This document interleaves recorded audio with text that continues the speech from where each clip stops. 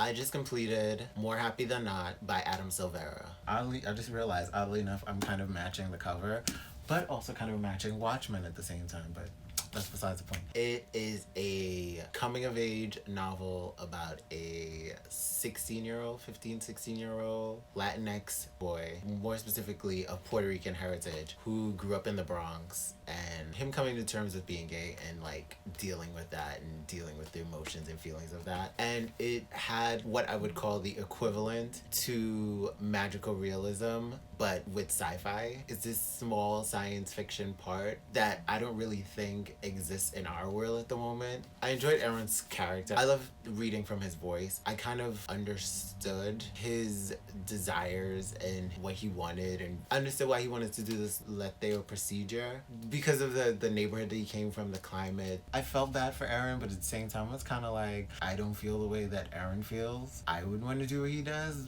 I mean, some of the stuff that he was doing, I was down with it. Like him and Thomas hooking up, I was just like, bitch, me too. A bitch, me too. What's up? What the fuck? What? I would. Like, this is what I, growing up, didn't want to do.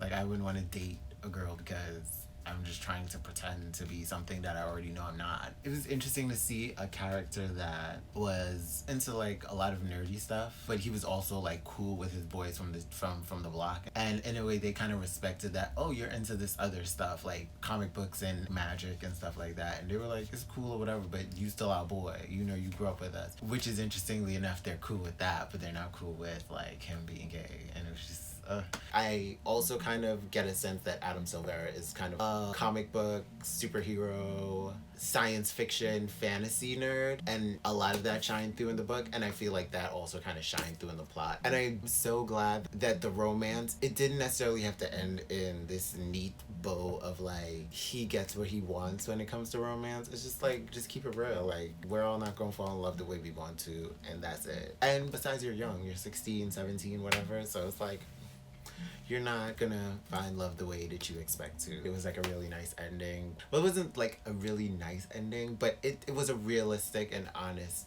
ending to punctuate the theme and the lesson of this story, that you're great as you are, just who you were born to be. You were born this way, despite what other people say. You just have to be you and be yourself. Embrace that. It definitely does touch on the dangers, the real life dangers that come with being able to say, hey, this is who I am, and why you would want to take the steps that Aaron takes in this book. And I love that it was set in New York. Oh, that was one of my favorite things about it, because I do love a New York story. When the discussion of tropes comes up, I will have to say that one trope, I guess, I love stories set in New York City and that let you kind of explore the city a little bit. You don't have to explore all of the city, but you know, different areas, different pockets of the city. Although I may not always be able to pinpoint the blocks or be able to see all of the blocks in my head or see all of the parks that they go to or all of the buildings in my head, it's nice to be able to kind of like, when they name drop those things, and then be like, you know what, maybe I should like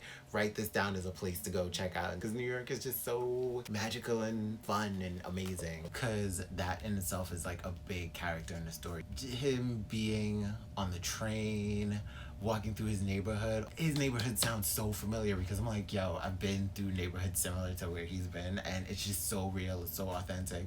And it's so interesting, some of the things that happen in his neighborhood, that I'm just like, I didn't even know all of this happened in other people's neighborhoods. I didn't know all that was going on. It was a really good plot. I loved the decisions that he did with this plot, and I loved the short chapters, succinct. I love the very clear, direct, concise writing. But that's just me. I'm just a clear, concise, direct writing person. And I love the little quirks and moments of how the procedure affected Aaron, like how that was conveyed through the writing. Like, I saw it. I understand why it is the LGBTQ coming of age novel that it is. It tells a different perspective of LGBTQ young people that isn't always told. Frank and honest moments where like there's actual, well, there isn't like in-depth like blow for blow sex, but there is mention of like people are having sex, and they're having sex in a certain way in certain places. And I love that there is condom use involved in saying like, hey, we use condoms, you must use condoms. So I appreciate that in the story. I enjoyed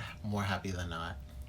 I definitely want to reread it again to kind of experience it, knowing how it ends and knowing the twists and turns of the book. How it's written is kind of part of a plot point, I guess, of the book. I'm so glad I bought this, and I'm looking forward to rereading it, and I'm looking forward to reading his fantasy series. I'm open to reading more Adam Silvera, but I've heard mixed reviews about his subsequent books. And then too, I'm not really sure I am intrigued to read his other books. Comment and let me know if you read it and how you felt about it. Comment a timestamp of any moment of this video that resonates with you, or just leave a comment. I don't mind. Either one works with me. I like them both. Thank you for sharing your time with me, and I'm out this bitch like Fleek. The fuck?